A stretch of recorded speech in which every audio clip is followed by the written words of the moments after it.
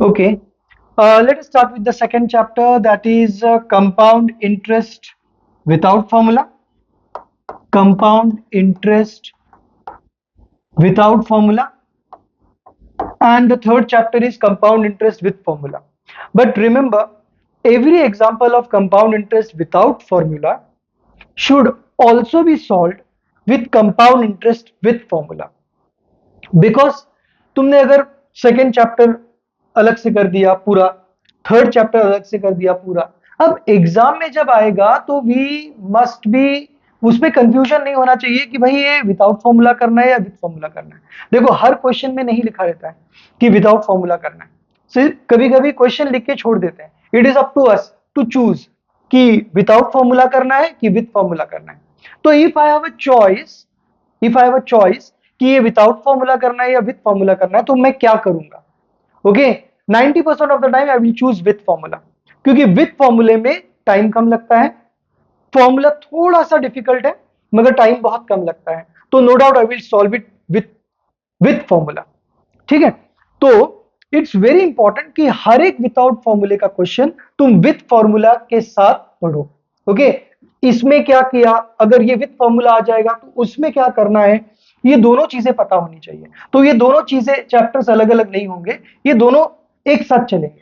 Okay, तो without formula भी करेंगे, हर एक एग्जांपल विदाउट फॉर्मूला का विद फॉर्मूला से भी कैसे करना है वो पता होना चाहिए. सिर्फ एक ही एग्जांपल होता है विदाउट फॉर्मूला का जिसमें मैं फॉर्मूले के साथ नहीं कर सकता. Okay, I will tell you what that example is. That example is when someone returns the money after 1 year. Okay, समझो फॉर एग्जांपल मैंने 50,000 लोन लिया, अब उस एक साल के बाद मैंने उसमें से सिर्फ 10,000 वापस दे दिया. अगले साल तो प्रिंसिपल कम हो जाएगा, बराबर ना, 50,000 पे इंटरेस्ट जो लगेगा, अब अगर उसने 10,000 वापस दे दिया तो 40,000 पे इंटरेस्ट लगेगा. फिर अगले साल उसने और कुछ पैसा दे दिया, अगले साल भी उसने समझो 10,000 वापस दे दिया, तो थर्ड ईयर में फिर 40,000 पे इंटरेस्ट लगेगा क्या, नहीं, थर्ड ईयर पे अब 30,000 पे इंटरेस्ट लगेगा. तो यहां पे जब अमाउंट रिड्यूस होता जाता है, तो when the amount is reduce, because सामने वाला पर्सन तुमको रीपे कर रहा है, हर साल के एंड में वो कुछ अमाउंट रीपे कर रहा है, that is the only example in which we have to solve it without formula. That can not be solved with formula. Otherwise every question of compound interest without formula can be solved with compound interest with formula. ठीक है ना. तो सबसे पहले तो हम लोग ये पढ़ेंगे कि कंपाउंड इंटरेस्ट में और सिंपल इंटरेस्ट में क्या क्या डिफरेंस है. Then we will try to understand कि कंपाउंड इंटरेस्ट विदाउट फॉर्मूला और कंपाउंड इंटरेस्ट विद फॉर्मूला में क्या डिफरेंस है. अब कंपाउंड इंटरेस्ट विदाउट फॉर्मूला है या विद फॉर्मूला है, आंसर तो सेम आने वाला है, मेथड अलग अलग है. तो पहले हम लोग देखते हैं कि what is the difference between simple interest and compound interest. Okay, let us take an example. Principal 1,000 rupees है, यहां पर भी प्रिंसिपल 1,000 रुपीज है, रेट ऑफ इंटरेस्ट 10% है, यहां पर भी रेट ऑफ इंटरेस्ट 10% है, यहां पे टाइम 3 इयर्स है, यहां पे टाइम 3 इयर्स है, तीनों एग्जैक्टली सेम है. मगर जब हम लोग इसका सिंपल इंटरेस्ट कैलकुलेट करेंगे और जब इसका कंपाउंड इंटरेस्ट कैलकुलेट करेंगे तो we will get to know that compound interest is always more than simple interest. Okay, अच्छा सिंपल इंटरेस्ट कहां पे यूज होता है, नॉर्मली कंपाउंड इंटरेस्ट कहां पे यूज होता है, जब भाई कंपाउंड इंटरेस्ट ज्यादा मिल रहा है तो everyone will use compound interest ना. तो फिर लोग सिंपल इंटरेस्ट क्यों यूज करेंगे, लोगों को कम पैसे कमाने हैं क्या.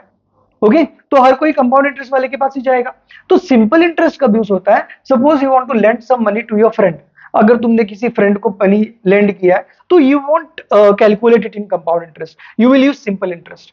ठीक है, कुछ एग्जांपल्स है जिसमें उन लोग बोलते हैं कि दोस्त को पैसा दिया है, ऐसा है वैसा है, तो हम लोग सिंपल इंटरेस्ट कैलकुलेट करते हैं. But as of all commercial purposes, अगर मैंने बैंक पे पैसा रखा है, सेविंग्स अकाउंट है, बिजनेस अकाउंट है, कोई भी अकाउंट है, रिकरिंग डिपॉजिट, नहीं रिकरिंग डिपॉजिट पे नहीं बोल सकते, that is not an example of compound interest. But practically bank में जो भी पैसा होता है वो उस पे जो मुझे इंटरेस्ट मिलता है वो कंपाउंड इंटरेस्ट पे ही मिलता है.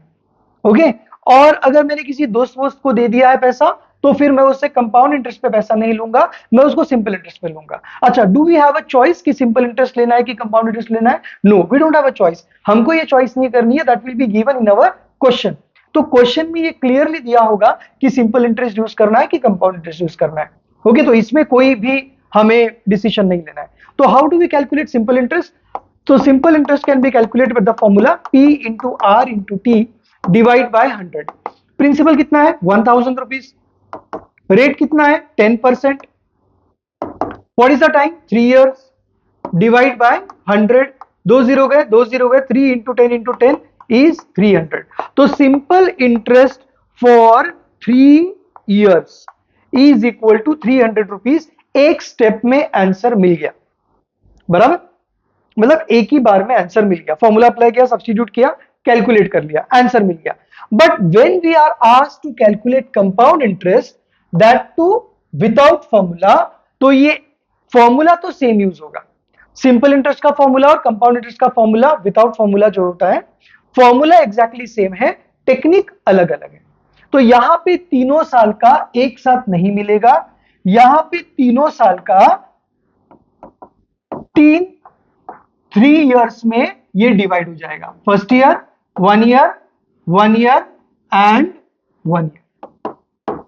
ओके, तो ये 3 साल को पहले 3 पार्ट में डिवाइड कर लो विदाउट यूजिंग फॉर्मूले में. अगर कंपाउंड इंटरेस्ट चाहिए तो तीनों साल का एक साथ नहीं आएगा, उसको 3 years में डिवाइड करो. 1 year, 1 year, 1 year. ओके, इसको थोड़ा सा बाजू में लिखता हूं मैं. Okay, 1 year. ओके, 3 पार्ट में डिवाइड कर लिया. Now what I will do, तीनों सेक्शंस बना लो. ये फर्स्ट सेक्शन, ये सेकंड सेक्शन और ये थर्ड सेक्शन. अब यहां पे principal is 1000. This is principal of first year. Principal of first year is 1000. Rate is 10. Time is equal to 3 years नहीं लूंगा, अब टाइम मैं लूंगा सिर्फ 1 year. तुमने बोला 1 year क्यों लिया, क्योंकि इसको 3 बार कैलकुलेट करेंगे. ओके, फर्स्ट ईयर का अलग, सेकंड ईयर का अलग, थर्ड ईयर का अलग, हर बार time 1 year, 1 year, 1 year. Okay, तो CI for first year is equal to P into R into T upon 100. Formula अगर चेक करोगे तो सिंपल इंटरेस्ट का फॉर्मूला और कंपाउंड इंटरेस्ट का फॉर्मूला एग्जैक्टली सेम है. तो फॉर्मूला सेम है, टेक्निक अलग है. ओके, तो ये हो जाएगा principal is how much, principal is wait,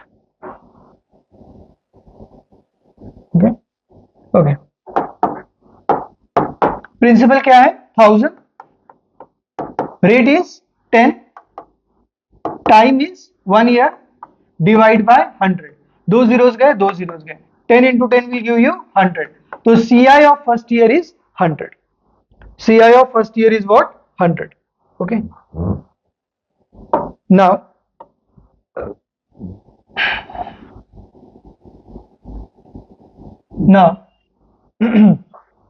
जैसे ही मुझे CI of first year मिलेगा, अच्छा एक बात याद रखना, अच्छा simple interest of first year मैंने कैलकुलेट नहीं किया. Simple interest of first year and compound interest of first year is always same. Okay, first year का सेम होगा. यहां पे हमने कैलकुलेट नहीं किया, यहां पे हमने डायरेक्ट SI ऑफ तीनों साल का एक साथ पता किया. Now as soon as I get CI of first year, what I will do, मैं उसको तुरंत प्रिंसिपल के साथ ऐड कर दूंगा. CI of first year plus principal of first year. CI of first year is 100, principal of first year is 1000. तो CI is 100, principal is 1000. इन दोनों को ऐड कर दिया, मुझे मिला 1100. That is amount of first year. This is amount of first year. ये step हमने SI में नहीं किया था. तो कंपाउंड इंटरेस्ट पता करते समय as soon as I calculate compound interest of first year, compound interest of first year calculate करने के बाद directly compound interest of second year calculate करने नहीं जाना है. Compound interest of first year calculate करने के बाद उस कंपाउंड इंटरेस्ट को उसी साल के प्रिंसिपल से ऐड कर दो. तो ये 100 plus 1000, 100 plus 1000, this will give you amount of first year. Amount of first year will become principal of second year, will become principal of second year. तो प्रिंसिपल ऑफ सेकेंड ईयर क्या हो जाएगा 1100, 1100. Rate is equal to 10, time is equal to again 1 year. Time is equal to again 1 year. Formula will remain the same. CI of second year is equal to P into R into T divided by 100. तो P is equal to 1100, rate is 10, time is 1, divide by 100. Okay, ये दो zeros गए, ये दो zeros गए. 11 into 1 into 1 will give you, अच्छा, this is 110. This is compound interest of second year. As soon as you calculate compound interest of second year, क्या इसको छोड़ के मैं compound interest of third year calculate करने जाऊंगा? नहीं. Compound interest of second year calculate करने के बाद मैं तुरंत उस कंपाउंड इंटरेस्ट को उस साल के प्रिंसिपल से ऐड कर दूंगा और मुझको मिलेगा अमाउंट ऑफ सेकेंड ईयर. तो amount of second year is CI of second year plus principal of second year. What is CI of second year? 110. What is principal of second year? 1100. इन दोनों को add कर दिया तो मिलेगा 0, 1, 2, 1. This is amount of second year. Now, this amount of second year will become principal of third year. तो principal of third year हो जाएगा 1210. Rate is 10, time is again 1. Time is again 1 year. अब CI of third year is P into R into T upon 100. Same formula. Principal is 1210, rate is 10, time is 1, divide by 100. दो ये 0 गया, ये 0 गया, ये 0 गया, ये 0 गया. 121 into 1 into 1 is 121. Okay, this is compound interest of third year. Compound interest of third year calculate कर लिया. अब मैं क्या करूंगा? अब अमाउंट ऑफ थर्ड ईयर, वैसे तो फोर्थ ईयर है नहीं, तो amount of third year calculate फिर भी करना है. ओके, फिर भी करना है तो हम लोग कर देंगे. Amount of third year is compound interest of third year plus principal of third year. Compound interest of third year is 121, principle of third year is 1210. इन दोनों को ऐड किया तो मुझे मिला यहां पे 1, 3, 3, 1, 1, 3, 3, 1. This is amount of what? Third year. Now अब amount मिल गया, कंपाउंड इंटरेस्ट तो मिला ही नहीं. तो कंपाउंड इंटरेस्ट कैसे कैलकुलेट करेंगे? There are two very easy techniques. Number 1, क्या करो? Compound interest of first year plus compound interest of second year plus compound interest of third year. ये तीनों मिल चुका है ना, तीनों साल का अलग अलग कंपाउंड इंटरेस्ट मिला है. तो compound interest of all the 3 years, compound interest of 3 years will be what? Compound interest of first year, that is 100. Compound interest of second year, that is 110. Compound interest of third year, that is 121. तीनों साल के compound interest को add कर दो. Compound interest of first year plus compound interest of second year plus compound interest of third year. अब ये तीनों को ऐड कर दिया तो क्या हो जाएगा? 121 plus 110 plus 100. This is 133. It is 331. तो compound interest of 3 years, compound interest of 3 years is what? 331. अच्छा, यहां पे एक बहुत इंपॉर्टेंट चीज है. Compound interest of 3 years and compound interest of third year, इन दोनों में डिफरेंस क्या है समझ लो. Okay, this is compound interest of third year and this is compound interest of 3 years. Third year मतलब सिर्फ तीसरे साल का कंपाउंड इंटरेस्ट और 3 years मतलब first year plus second year plus third year, तीनों साल का कंपाउंड इंटरेस्ट. ओके, इसमें डिफरेंस है.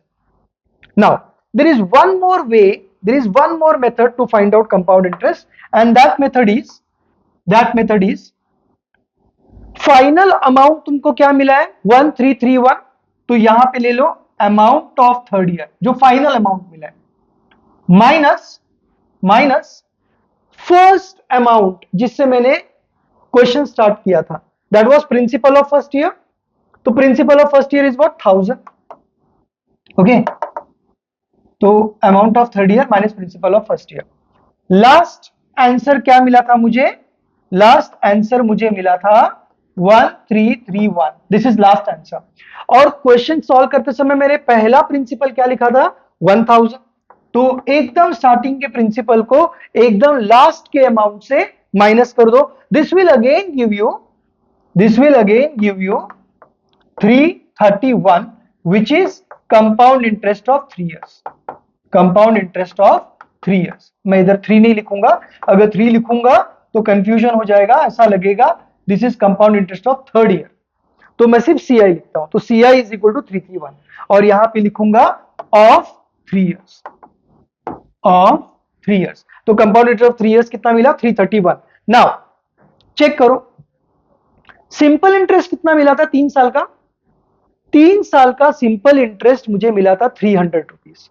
3 साल का सिंपल इंटरेस्ट मुझे मिला था 300 रुपीज और same principal, same rate of interest, same time period, सब सेम, मगर वही 3 साल का कंपाउंड इंटरेस्ट मुझे कितना मिला? मुझे कंपाउंड इंटरेस्ट मिला 331। तो 331 ज्यादा है या 300 ज्यादा है? 331 ज्यादा है। हर बार compound interest will be more than simple interest. Okay, but remember one thing, अगर दोनों एक एक साल के लिए होगा तो दोनों सेम होगा। अगर सिंपल इंटरेस्ट ऑफ 1 ईयर बोला है, कंपाउंड इंटरेस्ट ऑफ 1 ईयर ही बोला है, एनुअल बेसिस है, तो फर्स्ट ईयर के लिए सेम ही होता है, सेकेंड ईयर थर्ड ईयर में बढ़ता जाता है। तो 3 साल का कंपाउंड इंटरेस्ट हमेशा ज्यादा होगा, 3 साल का सिंपल इंटरेस्ट हमेशा कम होगा। ओके, तो कंपाउंड इंटरेस्ट निकालने के दो तरीके हैं। There are two ways to find out compound interest, one without formula and other is with formula. अब यही सारी चीजें, अब इतना सारा कैलकुलेशन जो हमने किया, ये कैलकुलेशन इतना करने की जरूरत नहीं है जब हम लोग थर्ड चैप्टर पढ़ेंगे। तो थर्ड चैप्टर में we will find out CI, we will find out CI but with formula, with formula, this is what? Without formula। okay, तो what is the difference between without formula and with formula? okay, लिखा हुआ है what is the difference between without formula and with formula। तो with formula में we will just by heart a formula, A is equal to P into 1 plus R upon 100 raised to n, बस। ये formula bye heart करने के लिए थोड़ी सी तकलीफ होगी, मगर इतने सारे स्टेप्स करने की जरूरत नहीं है। तो अगर if we have a choice, I will, ये बाय हार्ट करने में ज्यादा टाइम नहीं जाएगा, राइट? ज्यादा टाइम जाएगा क्या compare to this calculation? We can by heart it very easily. तो we will by heart this formula and just substitute the values. Principal कितना है? प्रिंसिपल 1000 रुपीज है, 1 की जगह पे 1 plus R। Rate of interest कितना है? 10, right? Rate of interest is 10, तो R की जगह पे 10 upon 100 bracket close n। What is n? n is number of years. Number of years कितने हैं? 3, तो यहां पे डाल दो 3। ये जीरो कैंसिल कर सकते हैं, यहां पे बाजू में प्लस है माइनस है, इट डजंट मैटर्स, एक सिंगल फ्रैक्शन है तो कैंसिल कर देंगे। ये 1 न्यूमरेटर में नहीं है ना, ये 1 बाजू में है। अगर ये 1 प्लस 10 अगर ये न्यूमरेटर में होता तो कैंसिल नहीं कर पाते, मगर ये 1 न्यूमरेटर में नहीं है तो वी कैन कैंसिल दिस। अब this is nothing but 1000 into 1 can be written as 1 upon 1, 1 can be written as 1 upon 1 plus ऊपर क्या बचा? 1 upon 10 raised to 3। we have two fractions, दोनों के बीच में प्लस है तो डिनोमिनेटर सेम चाहिए। अगर डिनोमिनेटर सेम नहीं है तो डिनोमिनेटर सेम करेंगे by taking LCM, by taking LCM. तो यहां पे भी 10 से मल्टीप्लाई, यहां पर भी 10 से मल्टीप्लाई, ये हो जाएगा 1000 इंटू 10 प्लस 1 इज 11, नीचे 10 और 10 जो डिनोमिनेटर क्वेश्चन में वही डिनोमिनेटर आंसर में, raise to 3। This will become 1000 into 11 upon 10, 3 times multiply होगा, तो 11 upon 10 into 11 upon 10 into 11 upon 10। ये जीरो गया, ये जीरो गया, ये जीरो गया, ये जीरो गया, ये जीरो गया, ये जीरो गया। क्या आएगा आंसर? 11 into 11 is 121, 121 into 11।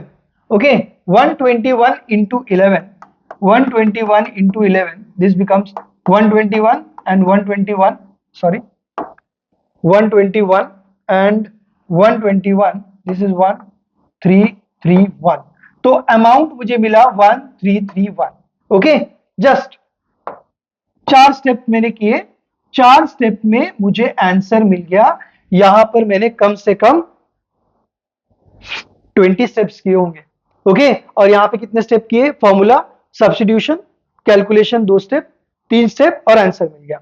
यहां पर मुझे फाइनल आंसर क्या मिला था? देखो, amount was, how was the amount, how much was the amount? 1331, this is amount of third year. Same amount मुझे यहां पे मिल गया 1331, 1331, 1331। This is amount of third year, this is amount of third year. Okay, 1331। Now compound interest नहीं मिला तो compound interest कैसे calculate करेंगे? Simple है, compound interest of 3 years is amount of third year minus principal of first year. Amount of third year कितना है? 1331, जो final answer है। फाइनल आंसर को फर्स्ट स्टेप, जो फर्स्ट प्रिंसिपल जहां से शुरू किया था उससे माइनस कर दो, तो माइनस हमने क्या कर दिया? 1000, दिस विल गिव मी 331। तो this is compound interest of 3 years. यहां पे भी कंपाउंड इंटरेस्ट ऑफ 3 इयर्स कितना मिला था? 331। यहां पे भी कंपाउंड इंटरेस्ट ऑफ 3 इयर्स कितना मिला? 331। तो अगर तीनों साल के कंपाउंड इंटरेस्ट को ऐड कर दिया, फर्स्ट ईयर का कंपाउंड, सेकंड ईयर का कंपाउंड इंटरेस्ट, थर्ड ईयर का कंपाउंड इंटरेस्ट, ये तीनों को ऐड कर दिया, तब मुझे 331 मिला। या तो फिर क्या करेंगे? Amount of third year minus principal of first year.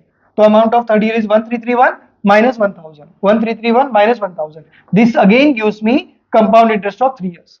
और फॉर्मूला मेथड में वही सारी चीजें, मगर इतने सारे स्टेप्स करने की जगह पे मैंने सिर्फ फॉर्मूला यूज किया, सब्स्टिट्यूट किया, 2 स्टेप सॉल्व किया, आंसर मिल गया। ओके, तो this is how we will solve compound interest without formula and compound interest with formula. अब यहां पे क्या है मालूम है? द ओनली डिफरेंस इज यहां पे भी सीआई ही मुझे चाहिए, मगर यहां पर interest is compounded half yearly. अब ये हाफ ईयरली क्या होता है? What is this half yearly? देखो, हाफ ईयरली क्या होता है? नॉर्मली मतलब आई डोंट नो बैंक्स वाले क्या करते हैं, मगर नॉर्मली हर साल के एंड में उन लोग कंपाउंड इंटरेस्ट कैलकुलेट करते हैं। ओके, अब क्या फर्क पड़ेगा कि तुमने अगर बोला सर एक काम करो, मेरा कंपाउंड इंटरेस्ट ना रोज कैलकुलेट कर लो। ओके, तो इसमें कुछ फर्क पड़ेगा क्या? रोज कैलकुलेट कर रहे हो या एक साल के बाद कैलकुलेट कर रहे हो, कुछ फर्क पड़ेगा क्या? यस, बहुत फर्क पड़ेगा। कंपाउंड इंटरेस्ट एक ऐसी चीज है ना, वो तुम जितनी बार कैलकुलेट करोगे उतनी बार वो अमाउंट बड़ा बड़ा होता जाता है। अगर तुम रोज कैलकुलेट करोगे तो compound interest at the end of the year is going to be very huge amount. बस समझ में आए? ये सिंपल इंटरेस्ट ऐसा नहीं है। सिंपल इंटरेस्ट अगर मैंने रोज कैलकुलेट किया तो कुछ फर्क नहीं पड़ेगा, साल के एंड में मुझको उतना ही सिंपल इंटरेस्ट मिलेगा। बराबर, रोज कैलकुलेट करोगे तो कुछ फर्क पड़ेगा क्या? सिंपल इंटरेस्ट नहीं। मगर कंपाउंड इंटरेस्ट ऐसा नहीं है। कंपाउंड इंटरेस्ट अगर तुम रोज कैलकुलेट करोगे, जितनी बार कैलकुलेट करोगे उतनी बार कंपाउंड इंटरेस्ट बढ़ जाता है। कुछ बात समझ में आ रही? कुछ बात समझ में आ रही? अब यहां पे देखो, पहले ये कोई एग्जांपल कैसे था? Principal was 10,000, principal was 10,000, sorry 10,000 नहीं, 10,000। रेट ऑफ इंटरेस्ट कितना है? 8%। अच्छा, रेट ऑफ इंटरेस्ट में कुछ फर्क होता है क्या? नहीं, rate of interest is always 8% per annum. ये साल का रेट ऑफ इंटरेस्ट ही दिया जाता है, तो rate of interest is 8% per annum. तो इसमें कुछ फर्क नहीं होगा। Time is 1 year, time is what? 1 year. मगर यहां पर दिया है compounded half yearly, compounded half yearly. तो यहां पे मैं लिखूंगा compounded half yearly. Compounded half yearly मतलब क्या? Every 6 months compound interest will be calculated. Every 6 months compound interest calculate करेंगे। अब यही अगर सिंपल इंटरेस्ट होता और मैंने हर 6 महीने में कैलकुलेट किया होता तो कुछ फर्क पड़ता क्या? नहीं। सिंपल इंटरेस्ट रोज भी अगर कैलकुलेट करेंगे ना और साल के एंड में एक बार कैलकुलेट करेंगे तो सिंपल इंटरेस्ट सेम ही मिलेगा। बस समझ में? सिंपल इंटरेस्ट सेम मिलेगा। बराबर, ये ऐसी बात हो गई जैसे बैंक में मेरा पैसा है, मैं रोज गिन रहा हूं, अरे कितना पैसा है, आज इतना पैसा है, कल कितना पैसा है, इतना पैसा है। अच्छा, और साल के एंड में जब मैं पैसा गिनूंगा तो उतना ही मिलेगा ना मुझे। रोज गिनने से पैसा बढ़ जाएगा क्या? रोज गिनने से पैसा बढ़ जाएगा? आज मेरे बैंक में कितना है, कल मेरे बैंक में कितना है, परसों मेरे बैंक में कितना है, रोज गिनने से पैसा नहीं बढ़ता है, वो जितना है उतना ही रहेगा। मगर कंपाउंड इंटरेस्ट अगर तुम रोज कैलकुलेट करोगे तो हर बार बढ़ेगा। हर बार क्या होता है? वो बढ़ जाता है। Because every time we calculate compound interest we add it to the principal. हम उसको प्रिंसिपल के साथ क्या कर देंगे? ऐड कर देंगे, फिर नया प्रिंसिपल बढ़ जाएगा, बड़ा हो जाएगा। बात समझ में? बात समझ में? तो कंपाउंड इंटरेस्ट साल के एंड में एक बार कैलकुलेट किया तो वो थोड़ा सा कम होगा, और कंपाउंड इंटरेस्ट अगर एवरी 6 मंथ्स कैलकुलेट कर रहे हो तो वो ज्यादा होगा। कुछ बात समझ में आई? कुछ बात समझ में आई? Compound interest every 6 months calculate करेंगे तो वो दो बार कैलकुलेट किया तो that compound interest will be bigger than compound interest if you calculate only once. Got it? Got it? अब देखो करेंगे कैसे इसको, विथ फॉर्मूला भी करेंगे, विदाउट फॉर्मूला भी करेंगे। विदाउट फॉर्मूला कैसे करेंगे, यहां पे देखो, without formula, without formula principal is 10,000, rate is 8, time is 1। अब ये 1 ईयर है तो इसको अलग अलग करने की जरूरत नहीं है ना, नहीं, हाँ पे tension here, compounded half yearly. Compounded क्या है? हाफ ईयरली, मतलब एवरी 6 मंथ्स में कैलकुलेट होगा। तो ये जो 1 ईयर है this will B divided into 2 periods of 6 months. ये 6 मंथ्स और ये 6 मंथ्स, यहां पे 2 इयर्स होता तो ऐसे कितने डिविजन्स होते? 4 डिविजन्स होते। यहां पे अगर 1.5 ईयर होता, कितने होते? 1.5 ईयर, तो कितने ऐसे डिविजन्स होते? 3 डिविजन्स, क्योंकि 6 मंथ्स है ना, क्योंकि क्या है? 6 मंथ्स है। तो एवरी 6 मंथ में हम लोग क्या करेंगे? कैलकुलेट करेंगे। तो we have to calculate compound interest every half year. Half year मतलब क्या? 6 मंथ्स। हमारे पास टोटल पीरियड कितना है? 1 ईयर। तो 1 ईयर में कितने 6 मंथ के पीरियड आएंगे? 1 ईयर में कितने 6 मंथ्स के पीरियड आएंगे? 2। तो ये 6 मंथ्स, फिर ये 6 मंथ्स। कुछ बात समझ में आई? अगर यही यहां पे 1.5 ईयर होता, 1.5 ईयर होता एंड कंपाउंडेड हाफ ईयरली होता तो कितने 6 मंथ्स के पीरियड आते? 3। और वही अगर यहां पे 2 साल होता, टाइम पीरियड कितना है? 2 साल, मगर कंपाउंडेड एवरी हाफ ईयर में, तो कितने पीरियड आते से? 6-6 महीने के 4। ये बात समझ में आई? ये बात समझ में आई? अब यहां पे सॉल्व कैसे करेंगे? प्रिंसिपल हमने ले लिया, पहले मैं सीआई पता करूंगा। CI of first year is principal is 10,000, rate of interest is 8, मगर टाइम पीरियड अब 1 साल नहीं है, टाइम पीरियड कितना है? Half year. टाइम पीरियड कितना है? Half year. तो यहां पर मैं ले लूंगा हाफ, क्योंकि पीआरटी डिवाइड बाय 100। ये 2 जो यहां पे फ्रैक्शन के फॉर्म में है ना, ये 2 नीचे आ जाएगा। ये 2 कहां आ जाएगा? नीचे आ जाएगा। तो ये हो जाएगा 10,000 इंटू 8 इंटू 1 अपॉन 100 इंटू 2, बराबर। ये 2 नीचे आ गया, नीचे आके उसके साथ मल्टीप्लाई हो गया। ये 2 0 गया, ये 2 0 गया, ये 2 हो गया, ये 4 jar 8। 4 into 100 will give me what? 400। This is CI of first year. मगर सीआई ऑफ फर्स्ट ईयर निकालने के बाद मैं direct CI of second year निकालता हूं क्या? नहीं। सीआई ऑफ फर्स्ट ईयर निकालने के बाद मैं क्या पता करूंगा? Amount of first year. And how do I calculate amount of first year? CI of first year plus principal of first year. What is principal of first year? 10,000। तो 400 plus 10,000, this will give me 10,400. Now this amount will become principal of next period। 6-6 महीने के 2 period है, तो यहां पे principal कितना हो जाएगा? 10400। मैं सीधा सीआई ऑफ सेकेंड टर्म पता करता हूं, CI of second term, not second year. तो CI of second term is what? Principal. What is principal now? 10,400 into rate of interest कितना है? 8, वो तो सेम ही रहेगा, multiply by number of years. Number of years is half. Half क्यों? समझ में आ गया ना? पहले 6 महीने का कैलकुलेट किया, फिर 6 महीने का कैलकुलेट किया, डिवाइड बाय क्या करेंगे? 100। तो this will become 10,400 into 8 into 1। ये 2 नीचे आ जाएगा, नीचे आके 100 से मल्टीप्लाई हो जाएगा, तो ये हो जाएगा 100 इंटू 2। ये 2 जीरोस गए, ये 2 जीरोस गए, 2 4 जार 8, ये हो जाएगा 4 4 जार 16, 1 6, 4 0 0 1 4 1 6, राइट। तो CI2 कितना हो गया 416। अब CI ऑफ सेकेंड टर्म निकालने के बाद I will find out amount of second term. And what is amount of second term? Amount of second term is CI of second term plus principal of second term. Principle of second term ये है, CI of second term ये है। इन दोनों को तुरंत plus कर दो।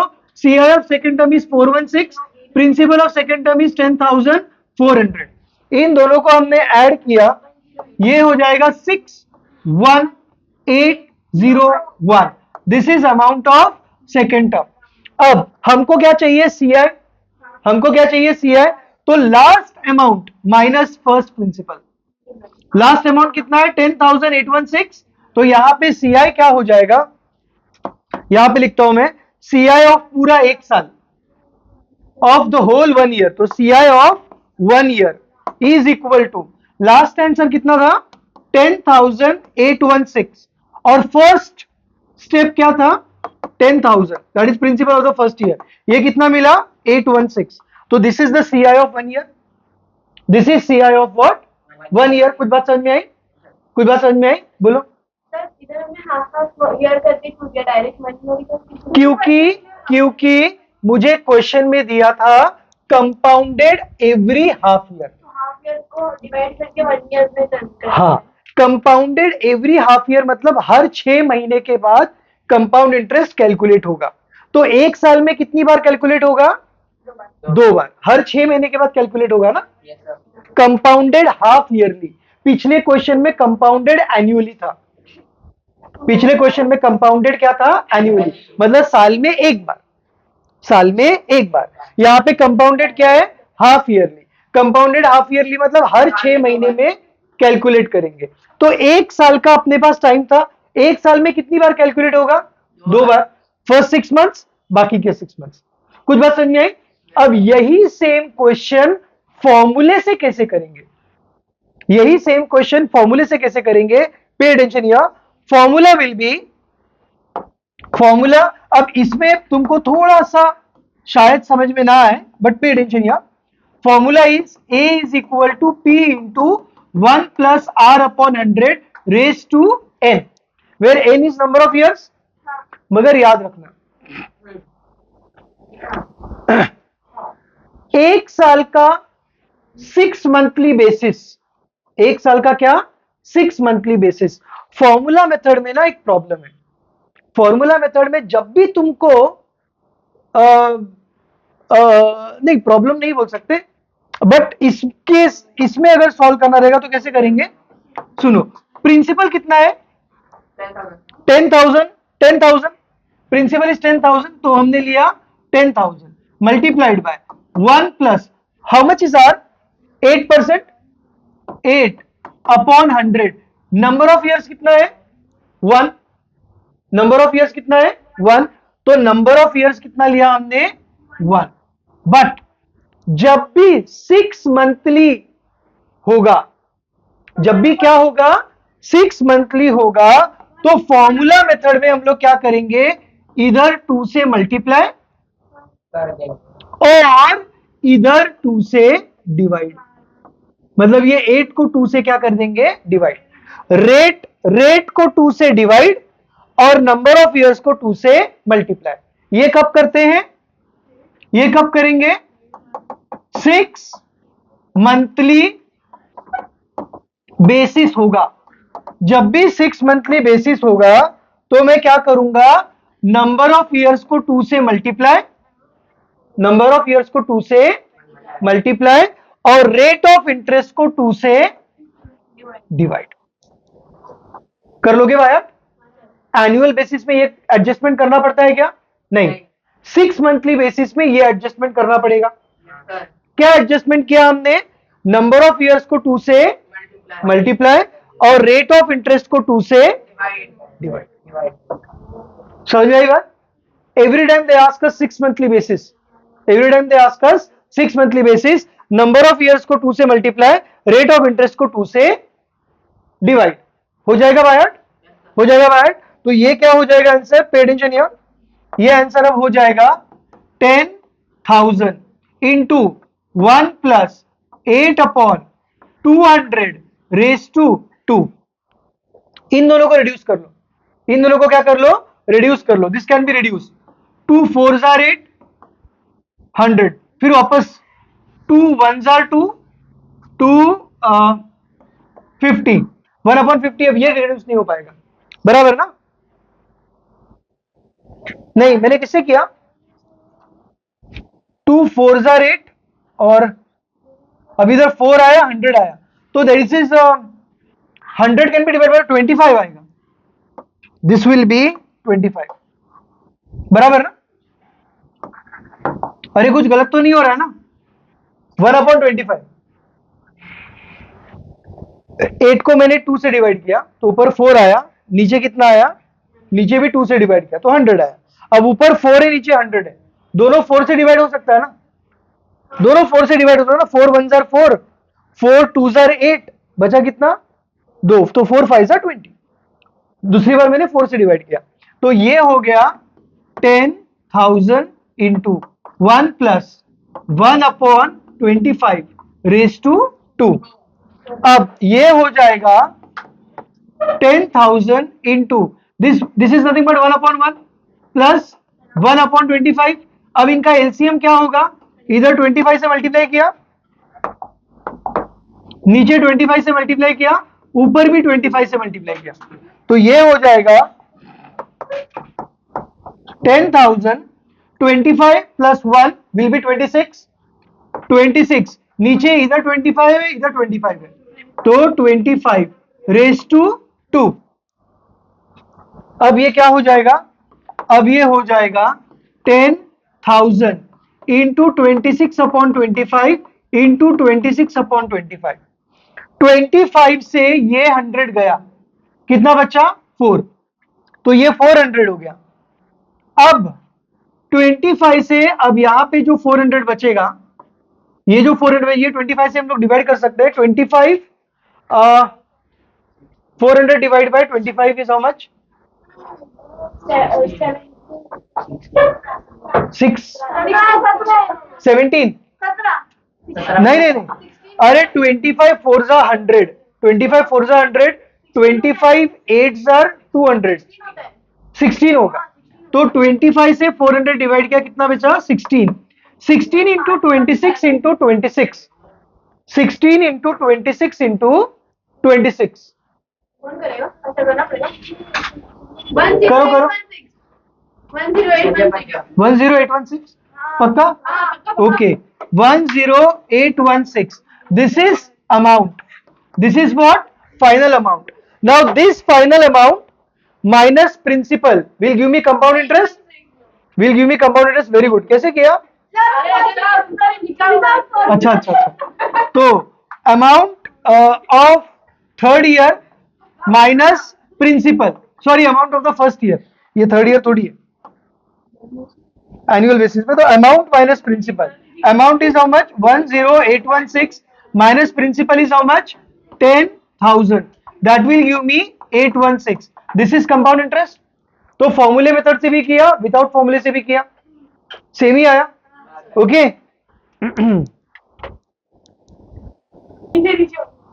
The only thing that we did is जब भी 6 मंथली बेसिस होगा, जब भी क्या होगा?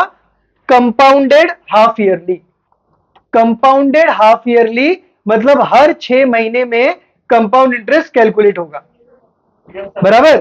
तो 1 साल का टाइम है, 1 साल में कितनी बार कैलकुलेट होगा? 2 बार. पहले 6 मंथ्स में, फिर eight the end of 6 months. तो मैंने 1 ईयर को क्या कर लिया? इस 1 ईयर को 6 मंथ्स और 6 मंथ्स में डिवाइड कर लिया. 1 ईयर को 6 मंथ्स और 6 मंथ्स में डिवाइड कर लिया, बराबर? टोशानी बराबर? 6 मंथ्स और 6 मंथ्स में डिवाइड कर लिया. फिर कंपाउंड इंटरेस्ट निकाला पहले 6 महीने का. प्रिंसिपल कितना लिया? 10,000. रेट ऑफ इंटरेस्ट 8, मगर नंबर ऑफ ईयर्स मैंने कितना ले लिया? हाफ. नंबर ऑफ ईयर्स मैंने कितना लिया? हाफ. क्यों? क्योंकि 6 महीने का कैलकुलेट कर रहा हूं. डिवाइड बाय क्या किया? 100. फिर कंपाउंड इंटरेस्ट जैसे ही मिला उसको प्रिंसिपल के साथ ऐड कर दिया, तो मुझको क्या मिल गया? Amount of first 6 months, that is amount of first term. Amount of first term क्या बन गया? Principal of second term. Principal of second term बन गया. फिर मैंने कैलकुलेट कर लिया, मुझे सीआई ऑफ सेकंड टर्म मिला, बराबर? ये सीआई ऑफ सेकंड टर्म को मैंने वापस प्रिंसिपल से ऐड किया तो मुझे अमाउंट ऑफ सेकेंड टर्म मिल गया, बराबर। Amount of second term minus principal of first term, मुझे सीआई मिल गया। तो 10,816 माइनस 10,816 मुझे क्या मिल गया, कंपाउंड इंटरेस्ट। मगर यही चीज विथ फॉर्मूला करना रहेगा तो कैसे करेंगे, विथ फॉर्मूला करना रहेगा तो 6 मंथली बेसिस में फॉर्मूले में थोड़ा सा मॉडिफिकेशन है। जब भी 6 मंथली बेसिस होगा, क्या मॉडिफिकेशन है, नंबर ऑफ ईयर्स को 2 से मल्टीप्लाई करो, रेट ऑफ इंटरेस्ट को 2 से डिवाइड करो। ये मॉडिफिकेशन करना पड़ेगा कब, 6 मंथली बेसिस पूछा रहेगा तब। बाकी सब सब्स्टिट्यूट किया, सॉल्व किया, मुझे वापस से अमाउंट मिल गया। ये फॉर्मूले से मुझे अमाउंट मिलता है, फिर ये अमाउंट में से मैंने ओरिजिनल प्रिंसिपल को क्या कर दिया, माइनस कर दिया। सीआई कितना मिल गया, 816। कोई बात समझ में आई?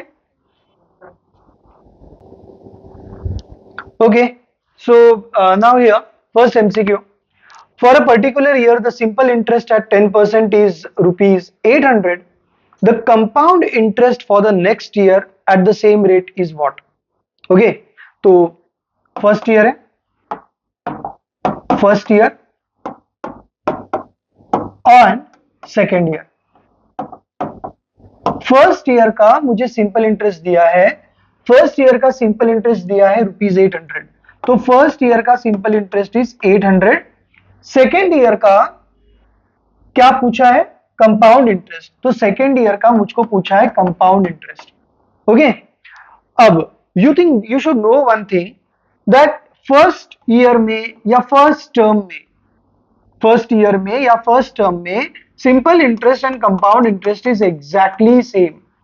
फर्स्ट टर्म में या फर्स्ट ईयर में सिंपल इंटरेस्ट और कंपाउंड इंटरेस्ट में कोई फर्क नहीं होता, जितना सिंपल इंटरेस्ट होगा उतना ही कंपाउंड इंटरेस्ट होगा।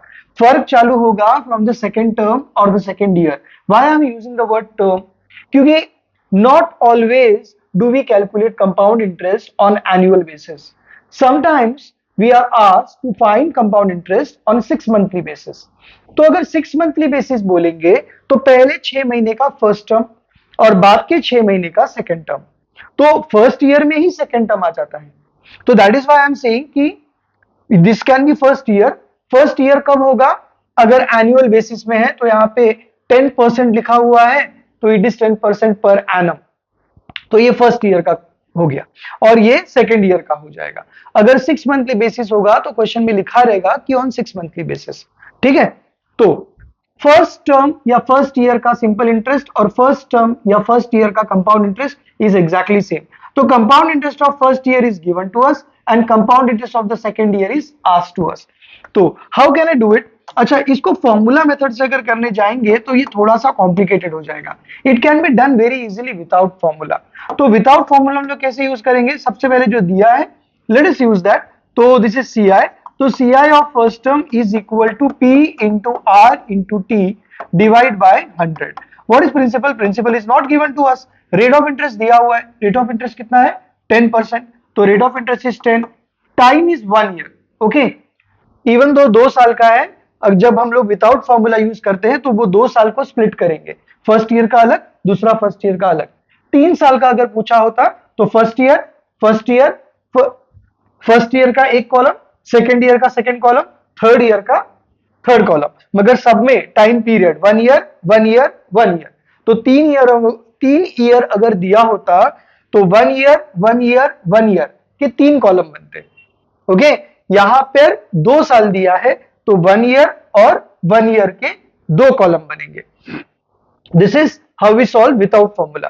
तो अपॉन 100। अच्छा, what about CI of first year, CI of first year दिया है 800, simple interest of first year and CI of first term is the same, तो ये हो गया 800। I have got one equation और इस इक्वेशन में एक ही अननोन है दैट इज पी। तो can I find out P, yes I can find out P, बहुत इजी है, एक ही वेरिएबल है तो 0 0 गया, p into 1 will give me p upon 10 is equal to what 800। I want the answer of p, मुझे p का value चाहिए, तो p का वैल्यू के लिए 10 को इधर भेजना पड़ेगा, तो 10 को मैंने इधर भेजा, 10 यहाँ पे डिवाइड हुआ है, यहाँ जाके मल्टीप्लाई हो जाएगा, तो ये हो जाएगा 800 into 10 that is equal to what 8000। तो this is the principal. Now as soon as I get principal, मुझे सेकेंड ईयर में जाना है, मगर सेकेंड ईयर में जाने से पहले मैं अमाउंट पता करूंगा। amount of the first year will become principal of the second year. This is how we solve compound interest without formula. तो मैं पहले amount पता करूंगा. Amount 1 is equal to CI of first year plus principal of first year. What is CI of first year? CI of first year is 800. CI of first year is 800. So CI of first year is 800. What is principal of first year? Principal of first year is 8000. तो ये हो गया 8000. दोनों को add किया 8800 is the amount of first year. Now this amount of first year will become principal of second year. It becomes principal of second year. तो principal of second year is 8800. Rate of interest तो same है, that is 10, and time is again 1 year. Second year का ले लिया 1 year. तो compound interest of second year is equal to P into R into T divided by 100. What is the principal? Principal is 8800. Multiply by rate of interest is 10. Time is 1 upon 100. 2 zeros गए, 2 zeros गए. 88 into 10 becomes 880. This is compound interest of second year. यही मुझे पूछा है compound interest of second year.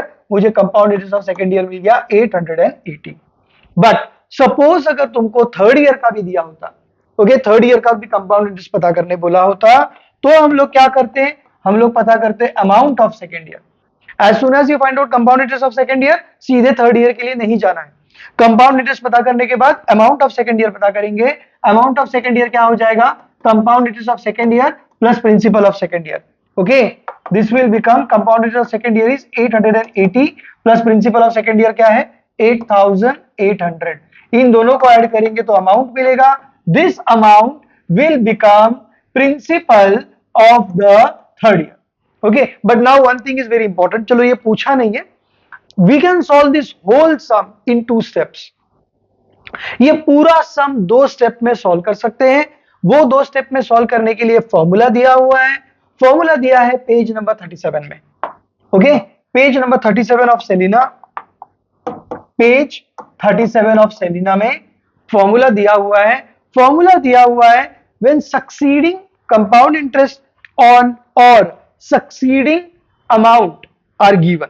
Okay, तो word succeeding is very important. तो succeeding compound interest are given. Succeeding या we can say consecutive or successive years, successive years or succeeding years, or I can say consecutive years. Okay, consecutive और successive years. wait a minute. तो एक ही बात है. तो successive years का अगर मुझे CI दिया है और amount दिया है, तो I can find out rate of interest very easily. Okay, अब तुम बोलोगे सर रेट ऑफ इंटरेस्ट दिया है इसमें, no problem. We can use the same formula to find out compound interest. पहले फॉर्मूला क्या है समझ लेते हैं. Formula is very simple. Compound interest of second year, okay, compound interest of second year is equal to compound interest of first year plus R% of compound interest of first year.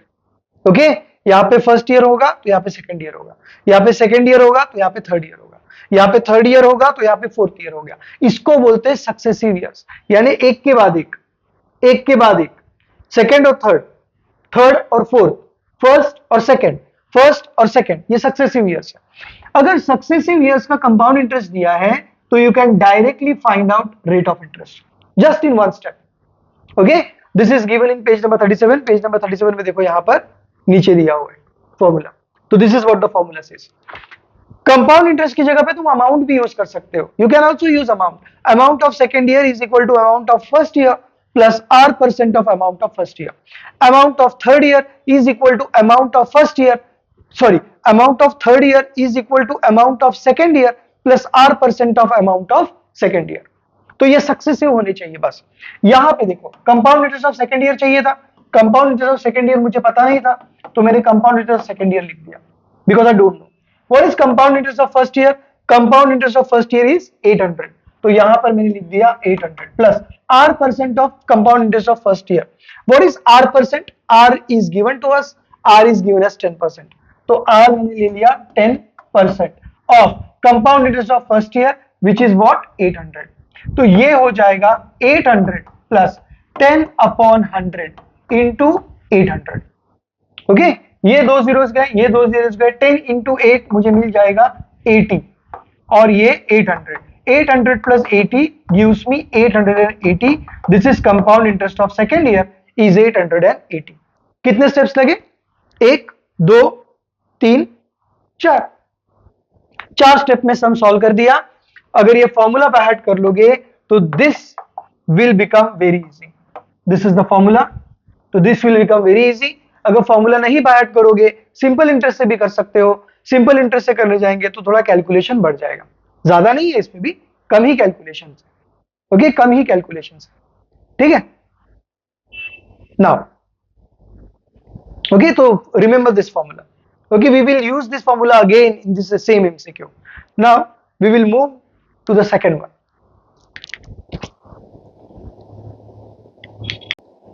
Okay, so second question यहाँ पे the compound interest on rupees 5,000 at 10% per annum. Okay, remember one year 10% per annum यानी 10% per year. तो this is annual basis. This is what?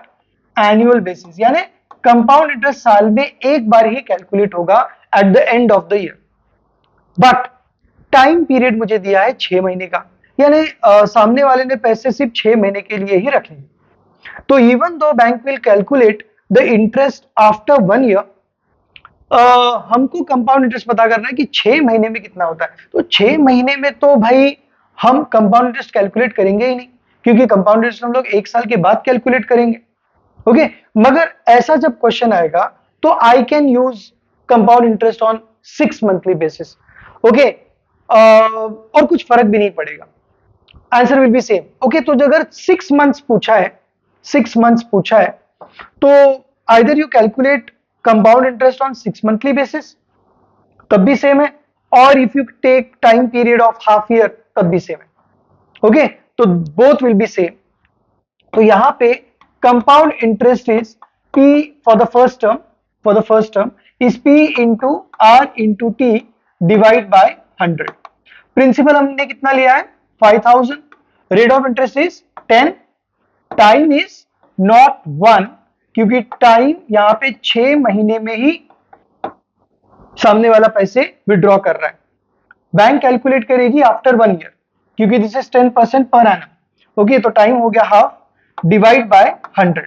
And one thing that you should know कि जब हम लोग without formula कर रहे हैं, this is without formula right, हमने यहाँ पे कंपाउंड इंटरेस्ट का फॉर्मूला यूज नहीं किया है.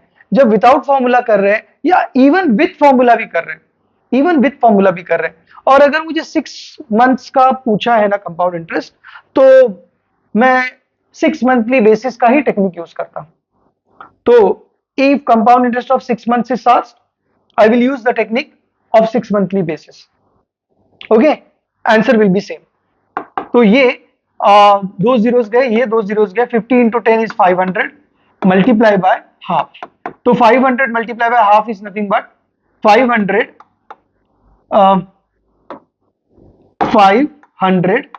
into 1 is 500, 1 into 2 is 2, that will give me 250.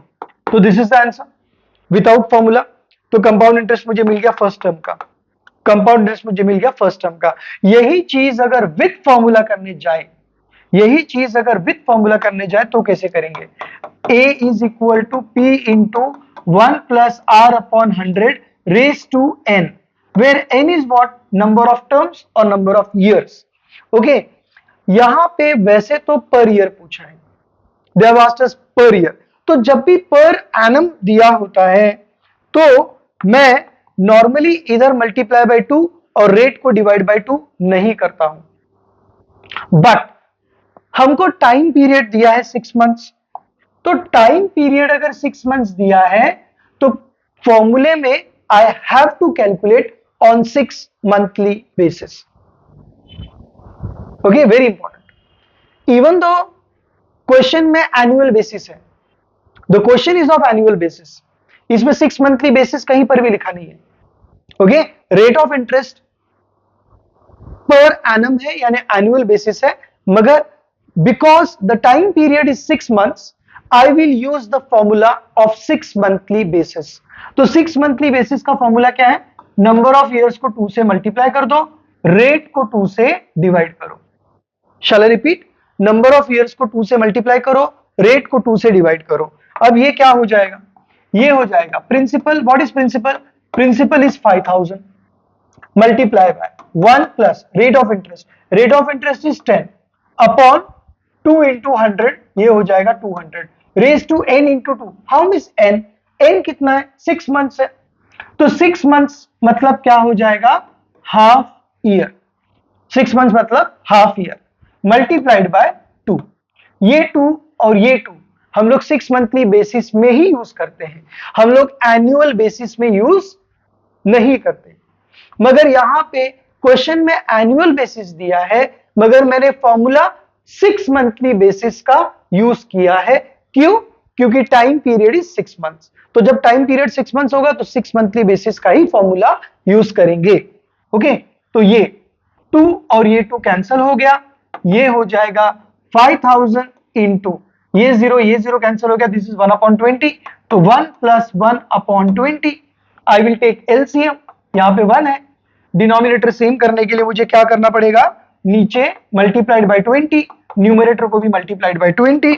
This will give me 5000 into 20/20 plus 1/20। This will give me 5000 into, denominator same है, जो डिनोमिनेटर क्वेश्चन में वो डिनोमिनेटर आंसर में, ऊपर हो जाएगा 21, ये 0 गया, ये 0 गया। ओके, तो ये 500 can be divided by 2, that will be 250, that will be wait, this is 250 and okay, it will become 250 into 21 will become 5250, 5250। but what is this? This is not compound interest, this is amount of first year। हमको फॉर्मूले से हमेशा amount मिलता है, तो this is amount of first term. Now I need to calculate compound interest of first term. तो compound interest of first term हो जाएगा, compound interest of first term हो जाएगा, compound interest of first term is equal to amount of first term minus principal of first term, right?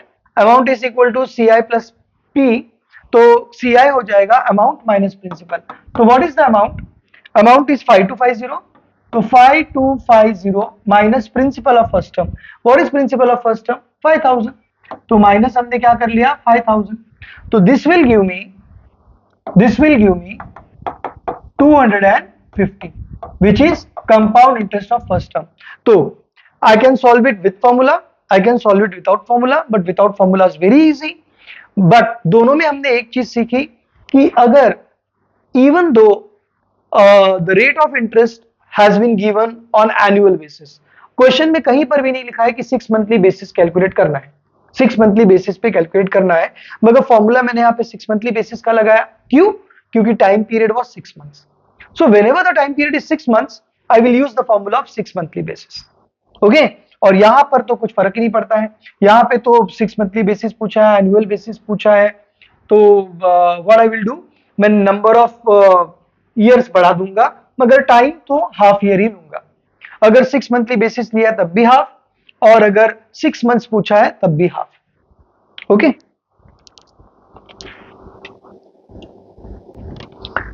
Now compound interest on rupees 5000 at 10% per annum and in 1 year compounded half yearly। अब एक बात याद रखना, यहां पे question में दिया है compounded half yearly, तो when compounded half yearly होगा तो every 6 months में compound interest calculate होगा। but I can solve it without formula as well as with formula। Okay, मगर पहले हम लोग इजी वाला कर लेते हैं विथ फॉर्मूला वाला। तो विथ फॉर्मूला वाले का फॉर्मूला क्या है? A is equal to P into 1 plus R upon 100 raise to N। But as we are given that half yearly है, यानी 6 मंथली बेसिस है, तो what I will do, number of years को या नंबर ऑफ टर्म्स को multiply by 2 और rate को divide by 2, तो this is the formula for 6 monthly basis. तो यहाँ पे 6 मंथली बेसिस का फॉर्मूला यूज करेंगे, तो ये हो जाएगा what is the principal? Principal is 5000 rupees, तो 5000 into 1 plus R, how much is R? R is 10%, तो 10 upon 2 into 100 is 200, n into 2, number of years कितना दिया है? एंड इन 1 ईयर, ओके, तो time period given to us is 1 year, तो number of years is 1 year, but I will multiply it with 2, क्यों? क्योंकि half yearly है, यानी 6 monthly basis है, तो 6 मंथली बेसिस है तो नंबर ऑफ ईयर्स को 2 से मल्टीप्लाई करना पड़ेगा, तो मल्टीप्लाई इट विथ 2, तो this will become 5000 into, zero गया डिवाइड हो गया, एलसीएम वगैरह ले लिया, ये हो जाएगा 21 अपॉन 20 का स्क्वायर, तो this is 5000 into 21 upon 20 into 21 upon 20, दो बार क्यों? क्योंकि स्क्वायर है, और जब तक तुम स्क्वायर सॉल्व नहीं कर सकते तब तक तुम कैंसिल नहीं कर सकते, why? BODMAS, according to BODMAS bracket should be solve first and multiply should be, multiply बाद में आएगा, तो पहले ब्रैकेट हटा दिया, ब्रैकेट हटाने के बाद अब मैं मल्टीप्लाई कर सकता हूं, यानी क्रॉस कटिंग कर सकता हूं, तो जीरो गया, जीरो गया, जीरो गया, जीरो गया, 50 डिवाइड बाई 2 इज 25, एंड एक 2 और बच गया है, but I will multiply it with, उसको बाद में मल्टीप्लाई कर लेंगे, डिवाइड बाद में कर लेंगे, पहले 25 इंटू 21 इंटू 21, तो 25 into 21 into 21 is nothing but एक मिनट, 25 इंटू 21, ओके, तो यहाँ पे 25 इंटू 21 इंटू 21, तो 21 इंटू 21 मुझे मिल गया 441, फिर ये जो 441 आंसर मिलेगा इसको 25 के साथ मल्टीप्लाई किया, तो 441 मल्टीप्लाई बाय 25 मुझे मिलेगा 11025, तो ऊपर मिला 11025 डिवाइड बाय, नीचे ये 2 बच गया है तो ये 2 नीचे हमने लिख लिया, तो 11025 divide by 2, 11025 divide by 2 is 5512.5, 5512.5, okay, but what is this? This is the amount, okay, फॉर्मूले से हमको हमेशा अमाउंट मिलता है, तो this is amount after the first year, amount after first year, okay, amount after 1 year is this much. मुझे क्या चाहिए? मुझे चाहिए कंपाउंड इंटरेस्ट आफ्टर 1 ईयर, तो कंपाउंड इंटरेस्ट कैसे मिलेगा? अमाउंट जो भी है, what ever the amount is equal to CI plus principal, right, is CI plus what? Principal, मगर प्रिंसिपल कौन सा लेंगे? एकदम पहला प्रिंसिपल जहां से हमने स्टार्ट किया था वो प्रिंसिपल लेंगे, तो यहां पर अमाउंट मुझे मिल गया है, amount is 5512.5, 5512.5 is equal to, I don't know what the CI of the two terms or 1 year, plus principal, principal मुझे स्टार्टिंग का प्रिंसिपल लेना है, अमाउंट एकदम लास्ट वाला और प्रिंसिपल एकदम फर्स्ट वाला, तो एकदम लास्ट वाला अमाउंट ये है, एकदम फर्स्ट वाला प्रिंसिपल जहां से स्टार्ट किया दैट इज 5000। अच्छा, इसमें कुछ होता नहीं है, राइट, फॉर्मूला मेथड में लास्ट वाला अमाउंट और फर्स्ट वाला प्रिंसिपल कुछ नहीं होता है, क्योंकि एक ही फॉर्मूला, एक ही स्टेप में आंसर मिल जाता है, तो we use this step in without formula में, वो हम लोग बोलते हैं कि amount of the last step and principal of the first step, तो CI मुझे मिल जाएगा, CI विल बी 5000 को इधर भेज दिया, माइनस हो जाएगा, तो 5512.5 माइनस 5000, तो this will be 512.5, this is compound interest of the first year, तो compound interest of the first year, और we can say after 2 periods of 6 months, 6 महीने के 2 पीरियड के बाद कंपाउंड इंटरेस्ट हो जाता है 512.5, बट जब भी फॉर्मूला यूज करते हैं तो अलग अलग करने की जरूरत नहीं है। I can solve the same question, I can solve the same question without formula, वैसे जरूरत तो नहीं है क्योंकि आंसर मिल चुका है, बट विदाउट फॉर्मूला भी हम लोग इसको सॉल्व कर सकते हैं। कैसे करेंगे? Principal is how much? Principal is 5000, okay, rate of interest is 10, तो rate of interest is 10, time, मैं टाइम यहाँ पे 1 ईयर है, मगर मैं टाइम यहाँ पे 1 ईयर नहीं लूंगा क्योंकि हाफ ईयरली है, हर 6 महीने में कंपाउंड इंटरेस्ट कैलकुलेट होगा, तो टाइम पीरियड यहाँ पे हम ले लेंगे 1/2।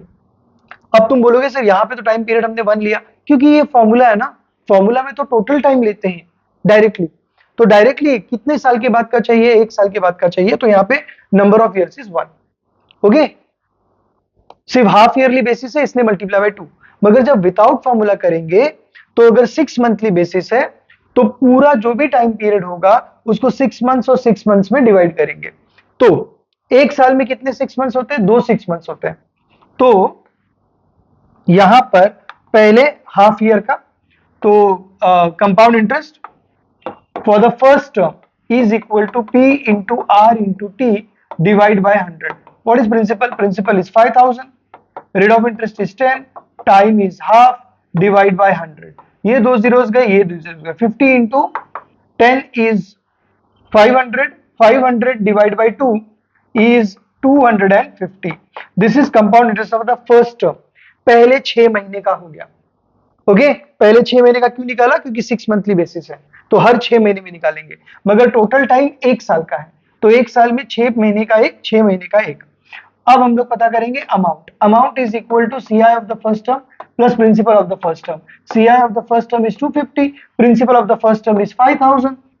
5000 plus 250 is 5250. Okay, this is amount of the first term. Amount of the first term will become principal of the second term. So principal of the second term is 5250.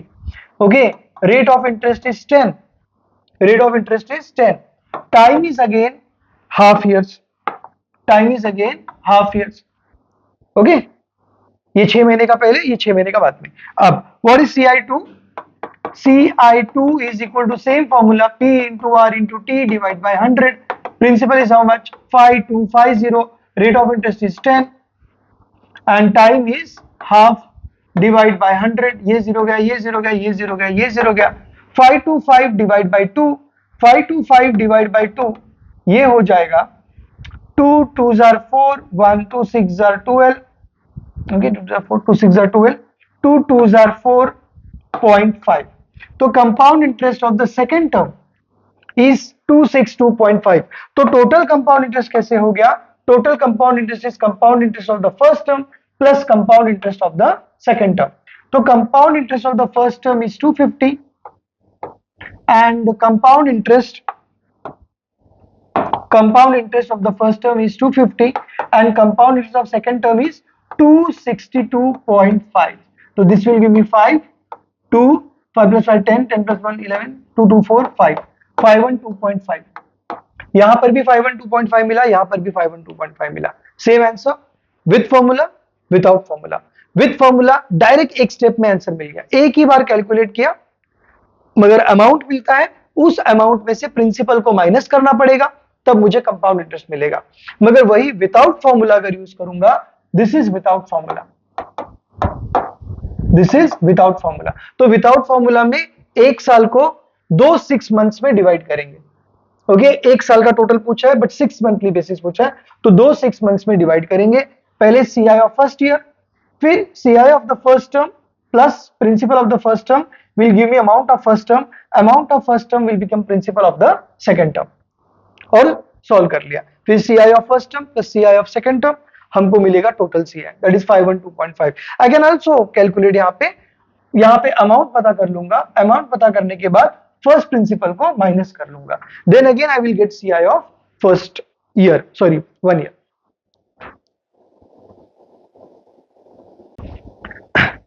A sum of rupees 20,000 is a sum of rupees 20,000 is lent out at 12% compound interest compounded yearly.